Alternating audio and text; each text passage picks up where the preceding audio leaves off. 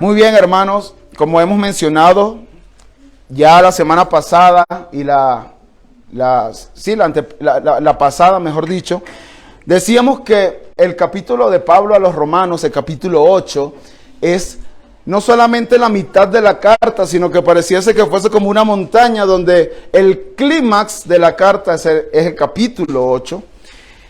Y de verdad, hermanos, es que la verdad es que Pablo escribió aquí, no solamente son teóricas, sino que también son prácticas para nuestras vidas. Son extraordinariamente profundas también, pero que por la ayuda del Señor y a través de su Espíritu Santo nosotros podemos llegar a comprender y también llegar a aplicar, ponerlas en práctica en nuestras vidas. Algo que no sé si ustedes llegaron a notar y se han leído el libro de los Romanos, la carta de los Romanos, es que en los primeros 7 capítulos de la carta apenas se menciona una sola vez el Espíritu Santo. Una sola vez el Espíritu Santo, pero nada más en el capítulo 8 de la epístola se menciona alrededor de 20 veces el Espíritu Santo. Y eso nos está diciendo algo, Recuerden que estamos ahorita en una sección de la carta que nos habla de la santificación del creyente. Y es que, hermanos, nosotros no podemos ser santificados por nuestra propia cuenta. No tenemos el poder para ser santificados, sino por el poder del Espíritu Santo que a través de la unión con Cristo, por la fe, se nos fue concedido a nosotros. Y ese poder es el que nos va a ayudar a ser santificados todos los días de nuestra vida, hasta el día de nuestra muerte o hasta que Cristo venga nuevamente. El apóstol Pablo, la semana pasada, estudiamos desde el versículo 1 hasta el 4, el apóstol Pablo nos enseñó que no hay ninguna condenación. No hay ninguna condenación para los que están en Cristo. Ahí está la condición. No hay ninguna condenación. ¿Para todas las personas? No. Para los que están en Cristo Jesús, los creyentes, los que hemos creído en Cristo, ya hemos sido justificados. Hemos sido declarados justos. Hemos sido declarados inocentes ante el tribunal de Dios por la fe en Cristo. Nosotros hemos sido declarados inocentes. Y es que, hermanos, cuando nosotros ponemos nuestra confianza en Cristo, la justicia de Cristo, esa vida perfecta de Cristo, esa vida de obediencia perfecta a la ley, es transferida a nosotros por la fe, es imputada a nosotros por la fe, y por eso el juez del universo nos declara inocentes porque no tenemos pecado. Y no solamente no tenemos pecado, esos pecados que Cristo cargó en él, sino que ahora es como si hubiésemos obedecido la ley completa y perfectamente. Por eso somos declarados inocentes ante el tribunal de Dios. ¿Por lo que hice? No. ¿Por lo que hiciste? No. Por lo que hizo Cristo en la cruz. Por él es que somos justificados. Pero Pablo también nos menciona que la evidencia de todo aquel que ha sido justificado, y eso lo veíamos la semana pasada, es que está siendo santificado. Esa es la evidencia. ¿Cómo yo sé que he sido justificado? Bueno, la evidencia es que yo estoy perseverando en la fe, es que yo estoy siendo santificado por el poder del Espíritu Santo que está en nosotros. Y eso es lo que podemos llamar las obras dignas de arrepentimiento. También se le llama en la Escritura. Hermanos, el Espíritu de Dios que mora en nosotros nos capacita para poder ahora resistir la influencia del pecado que mora en nosotros. Es verdad que dentro de nosotros, aunque hemos sido declarados justos, aunque hemos nacido de nuevo, todavía queda un residuo, todavía queda un remanente de pecado que muchas veces, como decía Pablo en el capítulo 7, nos hace hacer lo que no queremos hacer, y lo que queremos hacer no lo hacemos. Pero ahora tenemos el Espíritu Santo, y el Espíritu Santo nos capacita para nosotros poder resistir eso. Y eso es uno de los beneficios gloriosos que tiene el creyente. Así, mis hermanos, que nosotros necesitamos recordar constantemente lo que Dios ha hecho por nosotros y que está haciendo por nosotros a causa de Cristo y a causa de que su Espíritu Santo mora en nosotros. Hace un momento estábamos en la escuela bíblica dominical y nuestro hermano Daniel decía justamente cómo nosotros podemos adorar a Dios recordando lo que Él hizo por nosotros. Bueno, nosotros tenemos que estar recordando constantemente lo que Dios hizo por nosotros, cómo Dios nos justificó. Nosotros merecíamos la condenación, merecíamos el infierno. Él nos rescató de esa condenación y es eso, hermanos, lo que nos va a llevar a estar santificándonos constantemente en nuestras vidas, entendiendo que es a través de la obra del Espíritu Santo que mora en nosotros, no en nuestras propias fuerzas, no en nuestras propias fuerzas. Así que Pablo, hermano, nos ha estado enseñando que las únicas, y esto es lo que vamos a hablar el día de hoy, las únicas personas que pueden obedecer lo que la ley exige son aquellos que no viven según la carne, ya vamos a explicar qué es eso, sino según el Espíritu. Es decir, los que están bajo el control, bajo el dominio del Espíritu Santo y no de la carne. Y no de la carne. El propósito de Pablo con este pasaje que vamos a estudiar hoy es explicar justamente esto que estoy diciendo. Pablo va a responder la pregunta, ¿por qué la obediencia a la ley es posible solo a aquellos que andan en el Espíritu? Esa es la pregunta que va a responder el apóstol Pablo hoy. Por lo que he titulado esta enseñanza, ¿conforme a la carne o conforme al Espíritu? En forma de pregunta. Pablo ya nos dijo en el versículo 4 que los requisitos de la ley se cumplen en nosotros, es decir, los cristianos, que andamos conforme a la carne, que no andamos, conforme a la carne, sino conforme al Espíritu. Así que eso es lo que Pablo va a seguir profundizando y explicando. Así que como primer encabezado de nuestro texto, y ya vamos a ir al texto, al versículo 5, nosotros tenemos una descripción de la vida del incrédulo y una descripción de la vida del creyente. Prácticamente en todo el texto que estudiaremos el día de hoy, Pablo está comparando la vida de las personas que andan en la carne y cómo vive una persona que anda en el Espíritu. Y eso es lo que vamos a ver. Para empezar, Pablo va a describir cómo es una persona que anda en la carne y cómo es una persona que anda en el Espíritu. Versículo 5 dice, porque los que viven conforme a la carne ponen la mente en las cosas de la carne, pero los que viven conforme al Espíritu, en las cosas del Espíritu. Y hermanos, como decíamos la semana pasada, y espero que usted lo recuerde, Pablo no está haciendo una exhortación. Pablo no está dándonos un mandato. Anden en el Espíritu. Hay otros textos, Gálatas capítulo 5 nos dice, andad en el Espíritu, pero esto no es un mandato. Aquí Pablo nos está dando una descripción de las personas que andan en la carne y cómo es una persona que anda en el Espíritu. Eso es lo que está haciendo Pablo. Pablo quiere hacernos saber, hermanos, la realidad de que el creyente que ha sido regenerado, y como hay personas nuevas, quiero explicar por un momento qué es la regeneración. La regeneración es ese milagro que Dios hace cuando nosotros ponemos nuestra confianza en Cristo. Creemos en el Evangelio, creemos que Él nació, que Él vivió una vida perfecta y que Él murió en la cruz por el perdón de los pecados y que no se quedó muerto, sino que al tercer día resucitó y que ha prometido, se fue, ahorita está reinando a la diestra del Padre y ha prometido regresar otra vez. Todas las personas que pongan su confianza en ese evangelio son regeneradas. Su corazón es cambiado, su corazón de piedra es cambiado por un corazón de carne y ahora tienen vida. Estábamos antes como zombies, muertos, y ahora el Señor nos dio vida en Cristo. Eso es así que eso es la regeneración. Así que cuando usted escuche regeneración, de aquí en adelante ya usted sabe qué significa, ¿ok? Así que, mis hermanos, Pablo quiere hacernos saber la realidad de que el creyente que ha sido regenerado por el Espíritu Santo ahora vive de una manera diferente que como vivía cuando no era creyente. Esa es la verdad que quiere hacernos ver. Miren lo que dice Juan 3:6. Prácticamente el Señor Jesucristo está diciendo lo mismo que está diciendo Pablo aquí. Dice Juan 3:6, en el contexto justamente de Nicodemo, en el versículo 3, él dice, es necesario nacer de nuevo para entrar en el reino de Dios.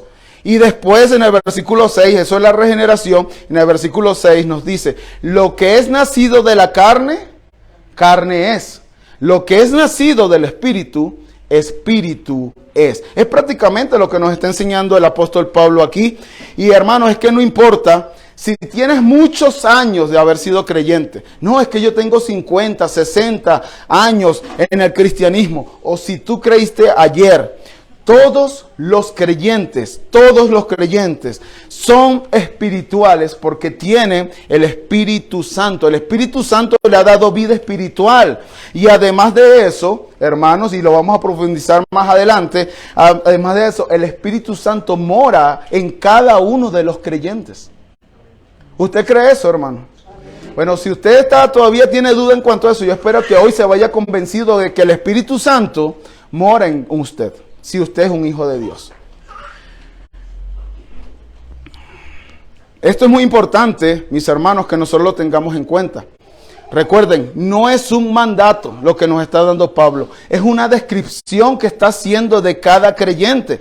Hermanos, si nosotros tomamos estas palabras como una exhortación, como un mandato y no como una verdad que ya ocurrió, esto puede llevarnos, mi hermano, a dudar de nuestra seguridad de salvación. Y me voy a explicar por qué. Miren, vayamos por un momento a lo que vimos la semana pasada. Romanos 8:1. Dice, por consiguiente, no hay ahora condenación para los que están en Cristo Jesús. Vamos a hacerle una pregunta al texto. ¿Quiénes son estos que ya no están condenados porque están en Cristo Jesús? La respuesta del apóstol Pablo es, los que no andan conforme a la carne, sino conforme al Espíritu. Si esto, mis hermanos, si nosotros tomamos esa primera parte del versículo, esta segunda parte del versículo como una exhortación, ¿qué estaría diciendo allí? Aquellos que han sido condenados son los que viven no según la carne, sino según el Espíritu. Y eso ya sería un evangelio por obras, no por gracia. O sea, para poder ser declarado inocente, para no ser condenado, tienes que vivir así. Y eso no es el evangelio. El evangelio es por gracia. Nosotros no hacemos absolutamente nada para poder obtener ese evangelio. Es Dios dando ese evangelio por pura y exclusiva gracia a través de nuestra fe en Cristo. Eso es lo único. Entonces es muy importante, hermanos, porque si yo no hago algo, entonces yo me siento condenado. ¿Ven la diferencia? En cambio, los cristianos estamos seguros de que ya no tenemos condenación, de que hemos sido justificados porque nosotros ya andamos así. Eso es una evidencia, es una descripción de que ya no vivimos conforme a la carne, sino conforme al Espíritu. Entonces, teniendo esto bien en claro, hermanos, leamos nuevamente el verso 5 y vamos a ver que Pablo describe los únicos dos tipos de personas que existen. No hay más, no hay 3, 4, 5, solamente dos tipos de personas. Pablo va a describir a los incrédulos por un lado y primero, y en segundo lugar a todos los que han sido justificados por la fe en Cristo. Versículo 5. Empezamos con los que viven conforme a la carne, es decir, los incrédulos. Porque los que viven conforme a la carne ponen la mente en las cosas de la carne. En la primera parte del verso 5 se empieza describiendo al incrédulo. Y quiero que observemos algo importante, hermanos. Y es que los incrédulos, dice Pablo, viven, eso es la palabra viven, está en presente y continuo. ¿Qué quiere decir eso? Que ellos están viviendo constantemente, pero también ese verbo está en activo. ¿Qué quiere decir? Que nosotros, cuando un verbo está en activo, nosotros hacemos la acción. Lo que está diciendo Pablo allí es que los incrédulos viven continua y activamente siendo dominados, o sea, bajo el poder, bajo la autoridad de la carne. ¿Y qué es carne aquí? ¿Será un corte, sirloin, como decía mi hermano, ¿verdad? No, no es eso. La carne aquí es el yo dominado por el pecado. Eso es la carne aquí. Son dominados por el deseo de hacer su propia voluntad y de buscar su propia satisfacción y de vivir para su propia gloria. Eso es lo que está diciendo Pablo allí. Así son. Está describiendo, recuerde, así viven continua y activamente los que están conforme a la carne. Pablo sigue describiendo a estas personas como que ellas ponen, y este verbo es igual que viven, está en presente continuo y en activo. Es decir, ellos ponen continua y activamente su mente en las cosas de la carne. ¿Qué quiere decir eso? Bueno, que todo lo que piensan, usan su mente continuamente en las cosas de la carne para exaltar el yo. Sus pensamientos es total y completamente terrenal, hermanos. Eso es lo que está diciendo. Y sus deseos igualmente. Todo lo que desean es para satisfacerse a sí mismos. Eso es lo que está diciendo el apóstol Pablo. Ahora, cuando leemos esto, podríamos pensar solamente en una persona que es abiertamente rebelde en contra de Dios. Por ejemplo, un ateo, ¿no? Que por cierto, Romanos capítulo 1, versículo 21 en adelante, ya nos dice que no hay ateos, porque dice que todos conocen a Dios a través de la creación, solamente que ellos voluntariamente deciden decir no hay Dios, pero ahí está Dios, ellos saben que ahí está Dios. Pero un ateo que es rebelde, ¿verdad? Es fácil decir, bueno, él vive conforme a la carne, pero solamente los ateos vivirán conforme a la carne. No, también tenemos las personas que se creen que son moralmente buenas. También tenemos a las personas que son religiosas. La diferencia es, mis hermanos, o la pregunta que tenemos que hacernos aquí es, ¿por qué rechaza el evangelio una persona religiosa si supuestamente es decente, si supuestamente es religiosa? ¿Por qué lo rechaza? ¿Por qué lo rechaza? Bueno, lo rechaza porque él tiene que reconocer que él no puede salvarse por él mismo. Y que la única forma de poder salvarse es poniendo su confianza en Cristo. Por eso él rechaza el evangelio. Porque él dice, yo puedo, yo tengo las fuerzas, yo quiero hacer esto y yo hago aquello. Y todo aquel que ha creído en Cristo ha reconocido totalmente lo contrario. Yo no puedo. Yo no tengo las fuerzas.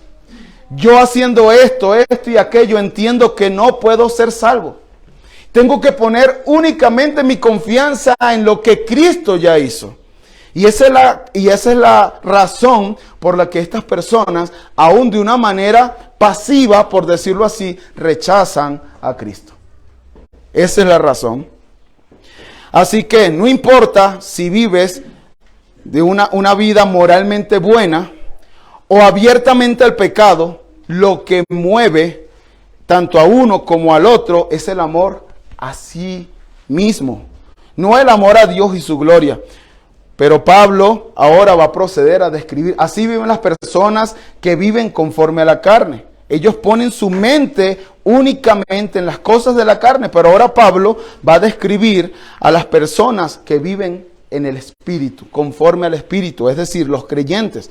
¿Cómo viven ellos? Bueno, dice Pablo, los que viven conforme al Espíritu, pongo un paréntesis allí, ponen la mente en las cosas del Espíritu. ¿Qué quiere decir esto? Bueno, hermanos, que así como el incrédulo es dominado, está bajo la autoridad de la carne, el creyente es dominado, es decir, está bajo la autoridad del Espíritu. El Espíritu con E mayúscula, el Espíritu Santo de Dios. El cristiano, como tiene el Espíritu, como está bajo el dominio del Espíritu, ahora tiene una nueva motivación. Ahora tiene un nuevo deseo que antes no tenía. Esa persona antes quería solamente glorificarse a él mismo. Si él hacía algo bueno, lo hacía para que lo vieran a él. Y ahora el cristiano, una vez que ha creído en Cristo, viene el Espíritu Santo mora en él. ¿Y qué pasa con el cristiano? Ahora quiere vivir para la gloria de Dios. Y si ese cristiano hace algo bueno, ese cristiano sabe que lo está haciendo para glorificar a Dios. Esa es la gran diferencia entre uno y el otro. El cristiano verdadero no quiere decir que no peque. Ya vimos la batalla campal del creyente en el capítulo 7. No quiere decir eso. Lo que quiere decir es que ahora el cristiano entiende que por el Espíritu Santo él puede llegar a obedecer a Dios y se esfuerza por obedecer a Dios en dependencia del Espíritu. Esa es la diferencia, hermano. El cristiano entiende que está en una batalla campal y que a veces lamentablemente va a ser derrotado en la batalla, pero no ha perdido la guerra. La guerra ya está ganada. La guerra ya está ganada para el creyente. Eso es importante que lo tengamos en cuenta. Y aunque el pecado en el creyente hace que se sienta triste, se avergüenza de su pecado y se arrepiente, ese cristiano vuelve al campo de batalla. No se queda lamentándose, no se queda diciendo ahora ya yo no soy, yo estoy condenado nuevamente, ya yo no soy justificado. No, el cristiano entiende que ha sido justificado, que ya no es condenado, se levanta, se arrepiente, pide perdón y va a batallar nuevamente. Esa es la vida del creyente. Esa es la vida del creyente. Así que, mis hermanos, así vive una persona, así la está describiendo Pablo, una persona que vive conforme al Espíritu.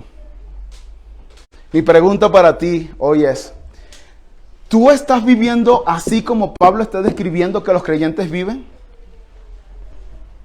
Dominado por el Espíritu. Dominado por el Espíritu Santo. Una persona que está dominada por el Espíritu Santo va a hacer las cosas que el Espíritu quiere que hagamos.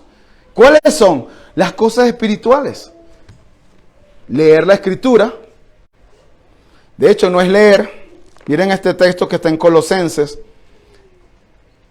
Colosenses capítulo 3, versículo 16. A lo mejor ya lo hemos citado en algunas ocasiones, pero esto es vivir conforme al Espíritu. Dice Colosenses 3:16, que la palabra de Cristo habite. Esto es como una habitación permanente. Eso es lo que significa la palabra habite allí. Habite en abundancia en vosotros. Así vive una persona que vive conforme al Espíritu y no conforme a la carne. Una persona que vive conforme al Espíritu, hermanos, busca glorificar a Dios con toda su vida. Busca predicar el Evangelio porque entiende que los perdidos, valga la redundancia, se están perdiendo, se están yendo al infierno.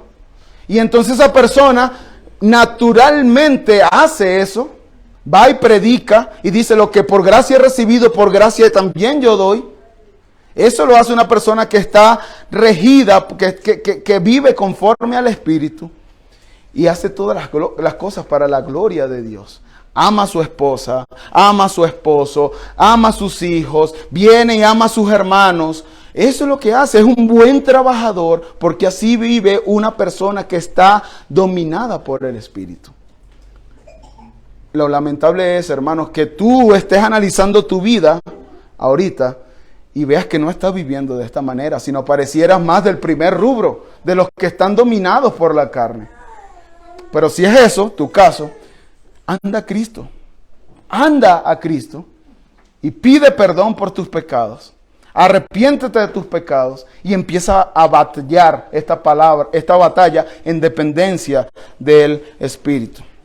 Ahora, vamos a ver, Pablo va a seguir profundizando en el tema, vamos a ver los resultados de los que viven en la carne y de los que viven en el Espíritu.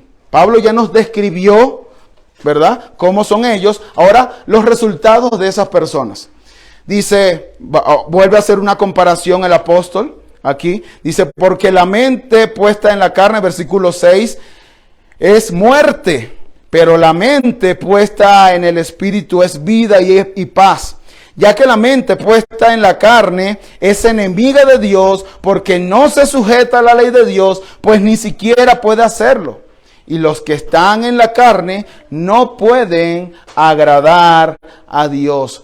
Pablo en el versículo 6 nos dice que la mente dominada por la naturaleza pecaminosa es muerte. Eso es lo que nos está diciendo. ¿Viste eso? No dice conduce a la muerte, dice es muerte. Ya, es muerte. Es aquella mentalidad, hermanos, que en sí misma es muerte. Esa mentalidad es el resultado de alguien que ya está muerto espiritualmente. Una persona que está muerta espiritualmente, como lo describí hace rato, un zombie que tiene vida, él está caminando, él va al trabajo, él va a la casa, él puede manejar, pero por dentro está muerto. Lo normal, mis hermanos, es que esa persona, dice el texto en el versículo 6, porque la mente puesta en la carne es muerte. Esa persona que está en esta condición tiene su mente puesta en la carne. Eso es lo que está diciendo el apóstol Pablo. Él piensa como piensa porque no tiene vida espiritual. Así es. Miren cómo lo describe Pablo en otra carta que escribió en 1 Corintios capítulo 2, versículo 14. Dice, pero el hombre natural, es decir, el hombre carnal, el hombre que no tiene el Espíritu Santo de Dios, no acepta, dice Pablo, las cosas del Espíritu de Dios. ¿Por qué, Pablo? ¿Por qué no las acepta? Porque para él son necedad o son locura, como lo traduce la Biblia Reina y Valera. Y no las puede entender. ¿Por qué? ¿Por qué no las puede entender, Pablo? Porque se disciernen espiritualmente. Es decir, se necesita el Espíritu Santo de Dios para poder entender esas cosas. Eso es lo que está diciendo él. Así que el Evangelio por una persona que no tiene el Espíritu Santo es locura. Vivir para la gloria de Dios es locura para estas personas. Y es por eso que la mente carnal no puede por sí misma ir hacia Dios. No puede. Él no quiere ir hacia Dios, sino al contrario, demuestra su condición de muerte, porque está muerto y la única manera de salir de esa condición es a través de un milagro de vida que solamente puede hacer Dios. Efesios 2:1, que dice, y Él os dio vida cuando estabais muertos en vuestros delitos y pecados. ¿Ven? Es la única forma. La persona está muerta, esa es su condición, por eso vive en la carne, y la única forma de salir de esa condición es que Él, Cristo, les dé vida. Es debido a que los hombres incrédulos ya están muertos espiritualmente, que resulta inevitable que sus mentes se ocupen en la carne. Eso es lo que van a hacer continuamente. La persona incrédula es un cadáver espiritual y en consecuencia es incapaz por sí misma de responder a las cosas de Dios. A no ser que el Espíritu Santo intervenga y le traiga a la vida, lo vivifique. Miren esto, hermanos. Dios creó al hombre para disfrutar de una vida abundante, únicamente en comunión con Él. Eso fue el propósito para el que Dios creó a los seres humanos, para que tengan una relación con Él, íntima con Él. Esa es la verdadera vida. Esa es la verdadera vida. Y solo puede llevarse a cabo en la presencia de Dios, no sustituyéndolo por las cosas creadas. Hace rato yo decía, Dios creó todas las cosas, hermanos. Dios creó el imponente Popocatépetl y ahí se muestra Él. Ahí eso dice que hay un creador. Hace rato cuando llegamos aquí, como a las 10:30, había una fumarola increíble. Y eso muestra el poder, la divinidad de Dios. Pero ¿qué hace el hombre? Dice, no, ahí no está Dios. Esto es el resultado de una explosión cósmica. Una pregunta para ti que piensas así. Si yo te dijera que todo esto, así como está, todas las tuberías internas eléctricas y internas de agua, y estas rejas y estos cristales, y estas sillas y estas cerámicas que están en el piso, y esta iluminación quedó así como está a causa de una explosión, ¿tú creerías eso? es más ilógico que tú pienses que todo el universo está como está a través de una explosión cósmica. Fue Dios, un Dios inteligente que creó todo, absolutamente todo como está. Eso es lo que muestra la creación. ¿Por qué hace el hombre carnal? Dice, no hay Dios allí, no hay Dios allí. ¿Y por qué? ¿Cuál es la intención de decir eso? Porque sabe que si ahí hay Dios, él tiene que someterse a ese Dios. Y no quiere someterse a ese Dios. Él quiere hacer su propia voluntad. No quiere que nadie lo domine. Él quiere hacer lo que él quiere. Esa es la razón por la que el hombre no quiere someterse, humillarse delante de Dios. Decía hace un momento, hermanos, que Dios creó al hombre para tener una verdadera comunión con Él. Y esa es la verdadera vida. Y esa vida solo puede llevarse en la presencia de Dios. Y esa vida la tienen los cristianos. Por eso dice, en la comparación dice, pero la mente puesta en el Espíritu es vida y paz. No es solo que disfrutará vida y paz en el futuro, cuando estemos en la presencia de Dios, en el reino de los cielos. Eso también es verdad, pero no es lo que está diciendo Pablo aquí. Dice que disfrutaremos de esa vida y de esa paz ahora en el presente. Eso es lo que está diciendo. El creyente disfruta de esa vida aquí. ¿Y saben por qué, hermanos? ¿Por qué podemos disfrutar de esa vida aquí? Porque ya poseemos la vida eterna en Cristo. Y esa vida eterna es una relación con Él. Miren lo que dice Juan 17:3. Dice Juan 17:3. Y esta es la vida eterna. ¿Cuál es? Que te conozcan a ti y el único Dios verdadero, y a Jesucristo a quien es enviado. Entonces, ¿qué es la vida eterna? Es una relación con Dios. Y esa relación la tenemos desde ya. Por eso tenemos vida y por eso tenemos paz con Dios. Eso es vida. Los creyentes ya tenemos paz con Dios. Justificados pues por la fe, tenemos paz para con Dios. Estábamos en enemistad, pero ahora tenemos paz por causa de Cristo. Eso es lo que está diciendo. Y ahora es precisamente el entendimiento de que ya tenemos esa paz con Dios, que nosotros ahora podemos tener paz, experimentar paz, cualquier que sea la circunstancia que tú estás viviendo. Una paz depende una paz depende de la otra paz. Eso es lo que está diciendo el apóstol Pablo. Un corazón gozoso es un corazón que busca la gloria de Dios. Tú puedes decir, Señor, yo quiero que tu nombre sea glorificado. Ese es mi gozo, aunque estés en un momento presente experimentando tristeza y dolor. ¿Ven? Eso lo puede hacer únicamente el cristiano, hermanos.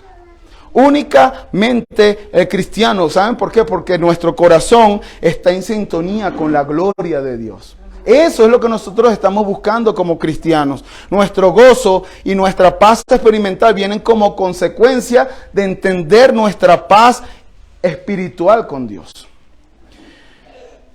Si tú tienes esa convicción, hermano, eso es tener verdadero gozo y eso es tener vida.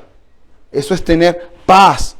¿Ven cómo el gozo y la obediencia a Dios, hermanos, no depende de algo externo? Muchos cristianos, lamentablemente, si todo está bien allá, entonces ellos están bien con Dios. Y dicen, no, yo estoy bien. Pero si algo está fuera mal, entonces van y dicen no. Y van y eso los lleva a pecar. Hermanos, lo externo no tiene que ver con lo interno. Al contrario, nosotros tenemos paz con Dios y cualquier que sea la circunstancia, nosotros podemos tener paz en esa circunstancia. Todos tenemos momentos difíciles, hermanos, en nuestro trabajo, en nuestras familias, con nuestros hijos, con nuestros matrimonios, en enfermedad, la muerte de un familiar. Aún dentro de la iglesia podemos tener momentos difíciles. ¿Por qué? Porque convivimos con otros pecadores. Pero mi hermano, el creyente, tiene la plena certeza de que está bajo el cuidado de Dios. No escapan las cosas de su mano. No escapan las cosas de su mano. De que Dios da todas sus promesas son causas nuestras, son nuestras por causa de Jesús. Él es el que utilizará todas las cosas para hacernos a la imagen de Cristo, para moldearnos a la imagen de Cristo. Tener esa mentalidad, hermanos, tener esa mentalidad, eso es vida y eso es paz.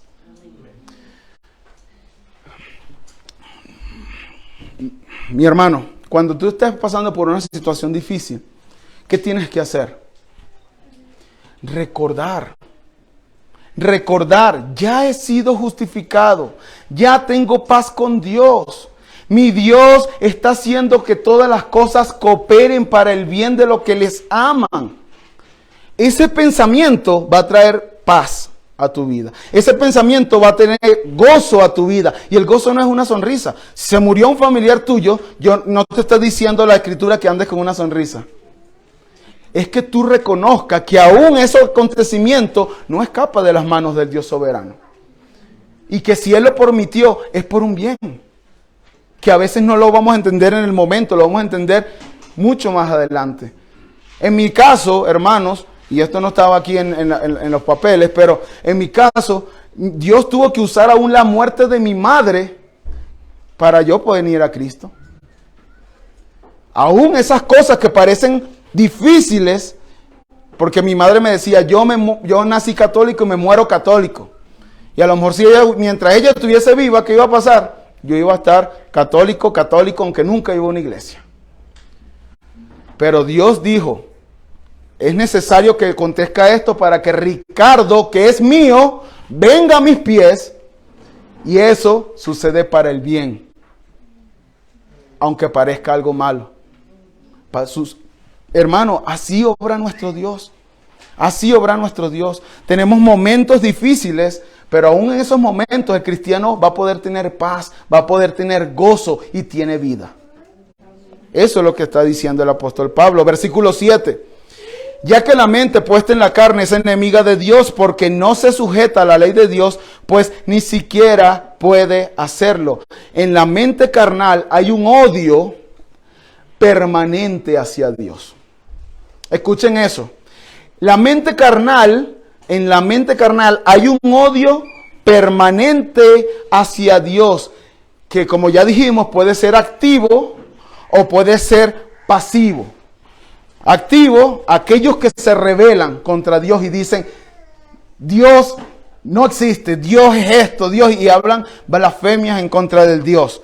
Pero también puede ser pasivo, estos son los que son indiferentes al evangelio. A lo mejor tú vienes aquí por primera vez, pero tu familiar te ha estado predicando el evangelio constantemente, diciéndote, tienes que venir a Cristo, y tú dices, no, yo no. ¿Sabes qué está diciendo la Biblia? Tú estás odiando a Dios. Esa es la mente carnal. Esa es la mente carnal que no viene a Él cuando entiende su condición. Esa es la mente carnal. No solamente son los ateos que dicen y que hablan pestes en contra de Dios, sino tú con tu indiferencia estás demostrando que también estás odiando a Dios. Y también con el religioso. El religioso es aquel que quiere salvarse haciendo esto o haciendo aquello. Tanto el ateo como el religioso como el indiferente, ellos son enemigos de Dios. Son enemigos de Dios. Dios se ha mostrado a través de la creación y ellos dicen, no quiero rendirme en adoración a ese Dios. Entonces por eso son enemigos de Dios y muestran esa enemistad. ¿Saben cómo? No sujetándose a la ley de Dios. Eso es lo que está diciendo el texto allí. Ya que la mente puesta en la carne es enemiga de Dios porque no se sujeta a la ley de Dios. No se sujeta a la ley de Dios. De hecho, ni siquiera puede hacerlo porque se aman a sí mismos. Se aman a sí mismos con todo su corazón, con toda su alma, con toda su mente y con todas sus fuerzas. Estas personas, las que viven en la carne, ellos no tienen el mayor interés de hacer la voluntad de Dios. De hecho, ni la quieren conocer. Quieren vivir conforme a ellos mismos. Porque quieren establecer su propio reino y su propia voluntad. La diferencia con el creyente es que ha sido regenerado por el Espíritu Santo, y esa obra de regeneración ha cambiado esa enemistad en adoración. Antes aborrecíamos a Dios y ahora amamos a ese Dios que antes aborrecíamos. Ha cambiado esa enemistad en adoración y ha cambiado esa rebeldía en una gozosa sujeción. ¿Ven? Ahora el creyente sabe cuál es la voluntad de Dios y se somete a esa voluntad y la obedece. Aunque a veces es difícil. Un cristiano en el trabajo que diga, tienes que ser fiel a la palabra de Dios, y le dicen, mira, llegaron 30 paquetes, pero mete 25 para yo quedarme con 5, le dice el jefe. ¿Qué tiene que hacer el cristiano? Que se somete deleitosamente a la voluntad de Dios, obedecer, y dice, discúlpeme jefe, pero yo no puedo hacer eso. ¿Qué va a pasar? Ah, ¿no lo vas a hacer? Estás despedido. A veces ser obediente a la palabra de Dios implica la persecución, hermanos. Pero el cristiano entiende que esa es la gloria de Dios y deleitosamente lo hace. Gozosamente lo hace, aunque eso traiga consecuencias adversas a su vida. Y finalmente, en el versículo 8, el apóstol Pablo dice que los que están en la carne no pueden agradar a Dios.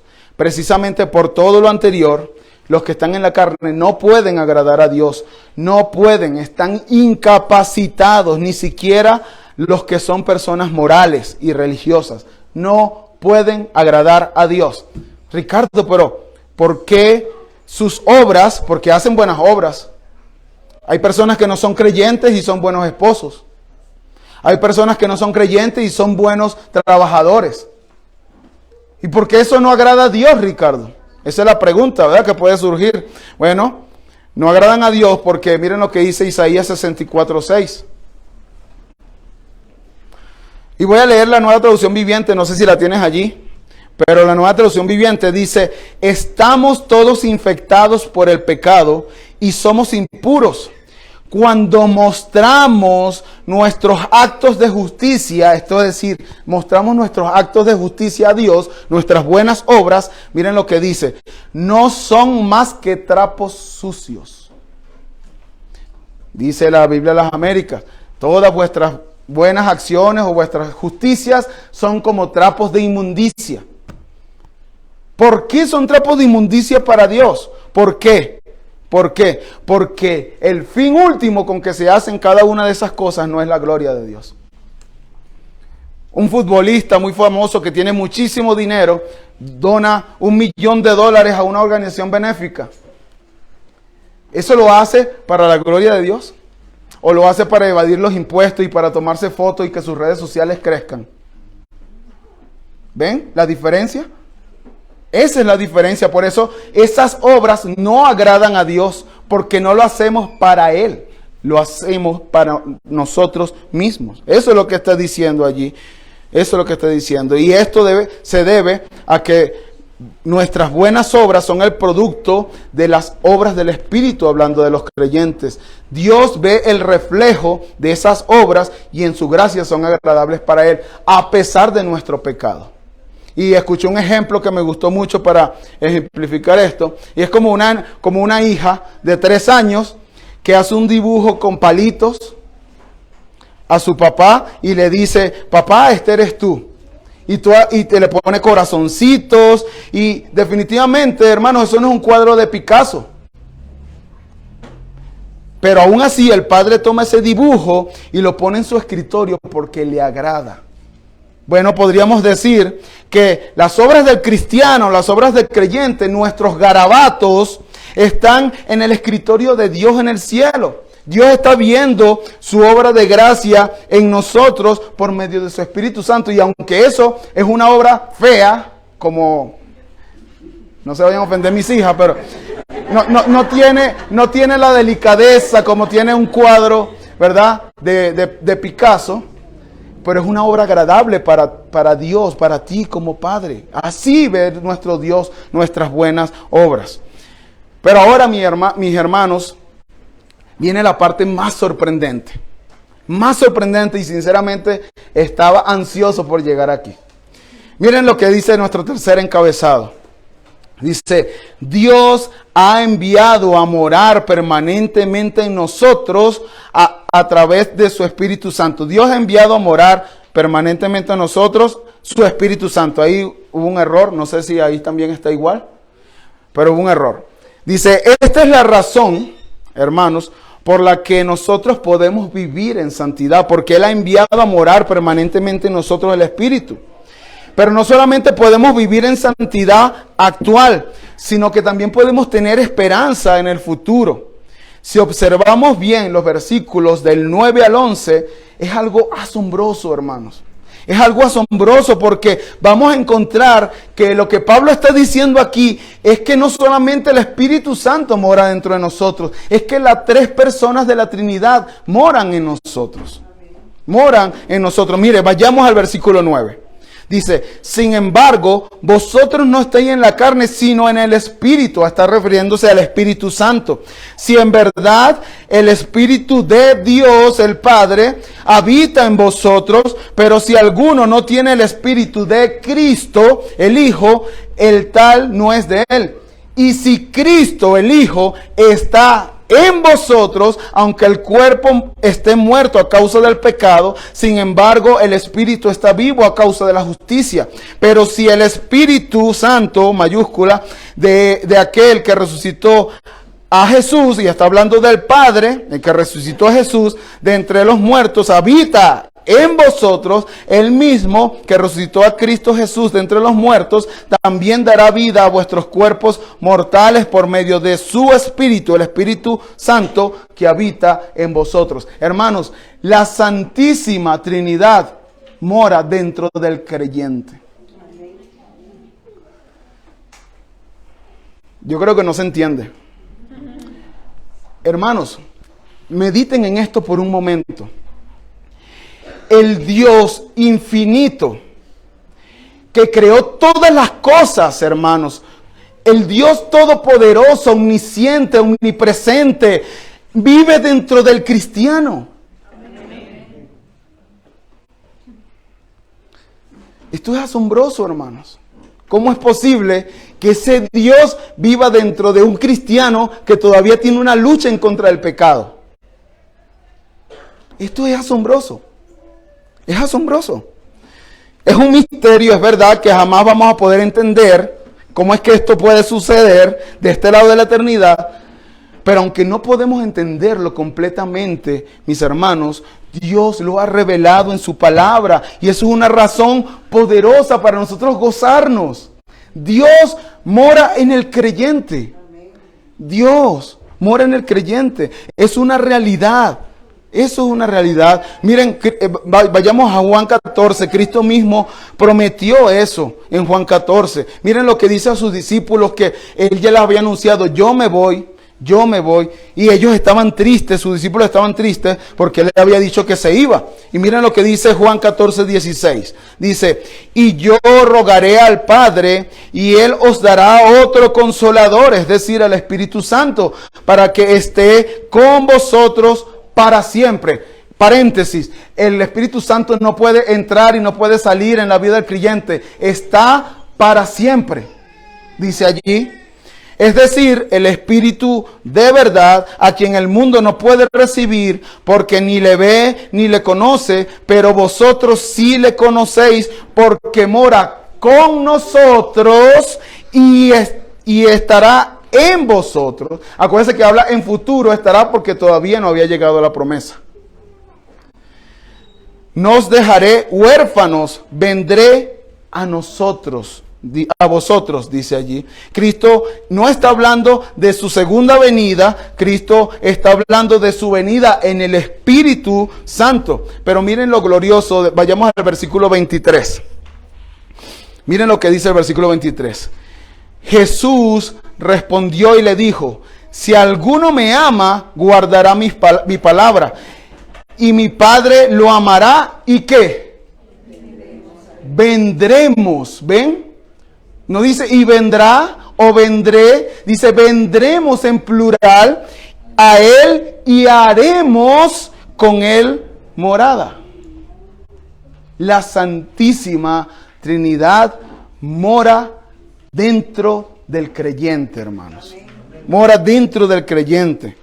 Esto es un privilegio enorme, un privilegio asombroso, un privilegio infinito, hermanos. Esto es, pero ¿saben qué? También es una gran responsabilidad para el creyente. También es una gran responsabilidad para el creyente, porque miren lo que dice 1 Corintios capítulo 6, versículo 19. Dice, ¿o no sabéis que vuestro cuerpo es templo del Espíritu Santo que está en vosotros, el cual tenéis de Dios y que no sois vuestros? Pues por precio habéis sido comprados. Por tanto, fíjense eso, glorificad a Dios en vuestro cuerpo y en vuestro espíritu, con E minúscula, es decir, con su alma, los cuales son de Dios. Tanto el cuerpo como el alma son de Dios. Por lo tanto, nosotros tenemos que glorificarle a Él con nuestro cuerpo y con nuestra alma, hermanos. ¿Qué es vivir para la gloria de Dios? Es vivir en obediencia a sus mandatos, a su voluntad. ¿Sabes qué? Si tú no estás viviendo para la gloria de Dios, el Espíritu Santo no mora dentro de ti, es decir, tú no tienes unión con Cristo, es decir, tú no eres creyente, vas camino al infierno. Así de simple, hermanos. Y discúlpeme si estoy siendo muy crudo, muy realista, pero yo tengo que decírselo. Prefiero que ustedes se molesten conmigo a que ustedes estén sinceramente engañados yéndose al infierno. Ahora, ¿cuáles son las consecuencias de que Dios esté morando en nosotros, en los creyentes? Bueno, vamos a ver una primera consecuencia, y es que aunque estemos en un cuerpo que va a experimentar la muerte, espiritualmente estamos vivos para Dios por causa de la justicia de Cristo. Versículo 10. Y si Cristo está en vosotros, aunque el cuerpo esté muerto a causa del pecado, sin embargo, el espíritu está vivo a causa de la justicia. Hermanos, sé que en la práctica pareciéramos que no estuviésemos como tan vivos, estuviésemos como medio vivos, porque por la lucha que hay en contra del pecado. Y muchas veces yo la he sentido, hermanos, yo he sentido esa lucha. A veces yo digo, Señor, ¿hasta cuándo? ¿De verdad yo estoy vivo?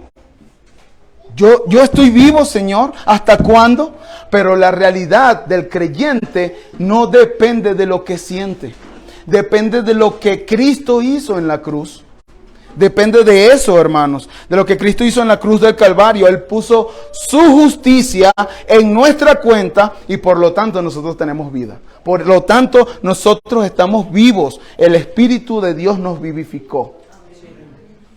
En segundo lugar, hermanos, no solamente el Espíritu está vivo, así como Dios, el Padre, resucitó a Cristo de entre los muertos, también a nosotros nos resucitará por el poder del Espíritu. Y ahora está hablando del cuerpo.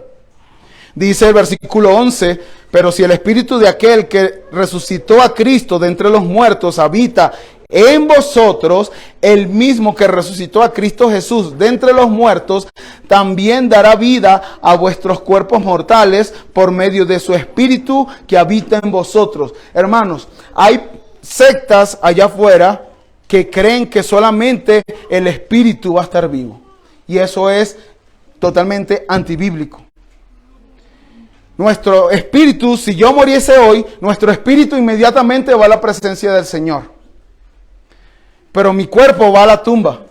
Ya sea que lo cremen, ya sea que no lo cremen, va a la tumba. ¿Qué va a pasar el día que Cristo venga en su segunda venida?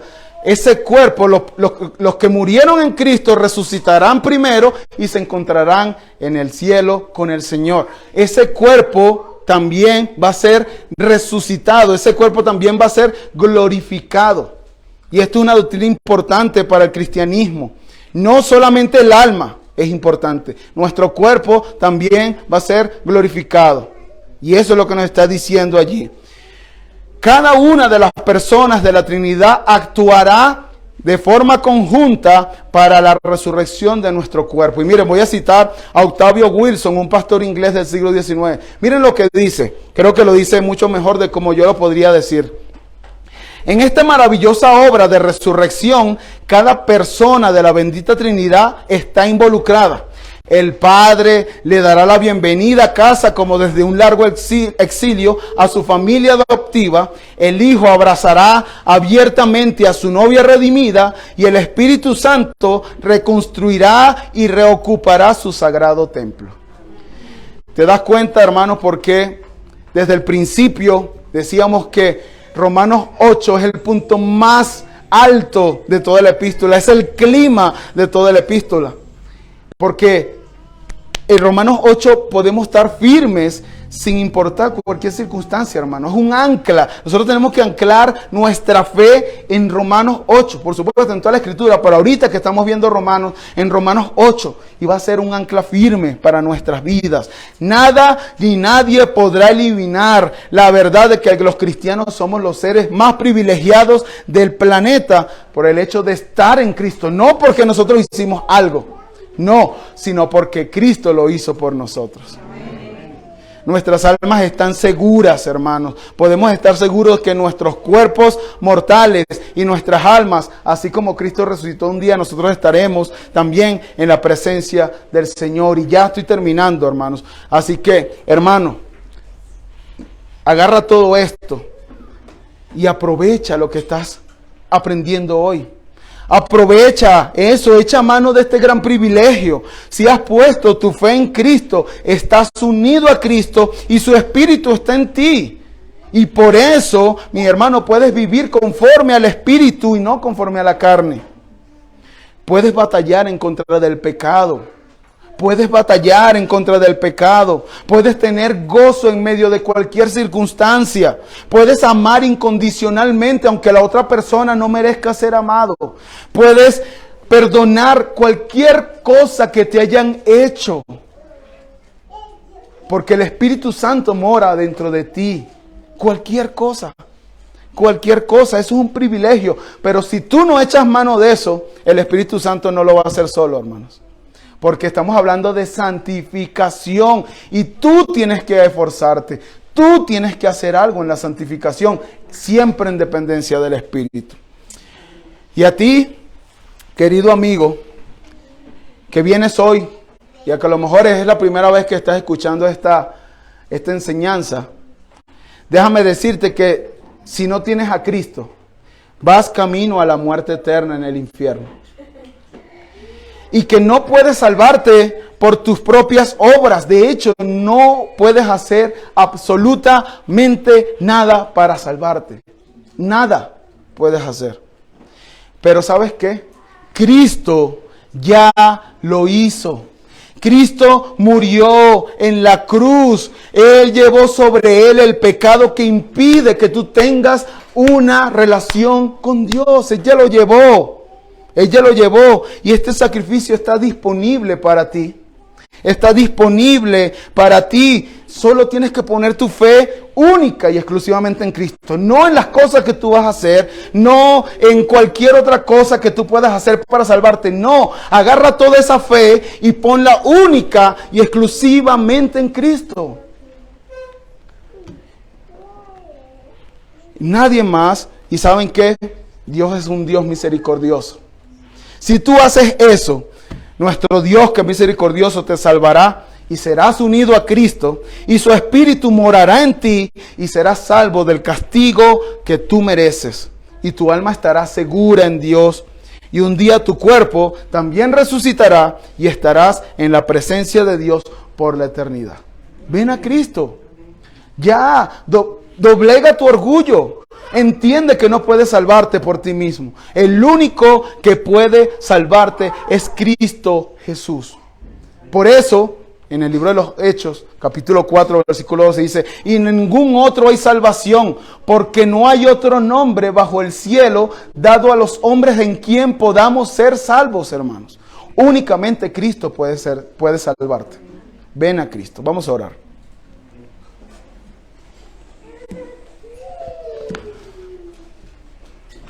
Oh Dios, muchas gracias por tu palabra, Señor.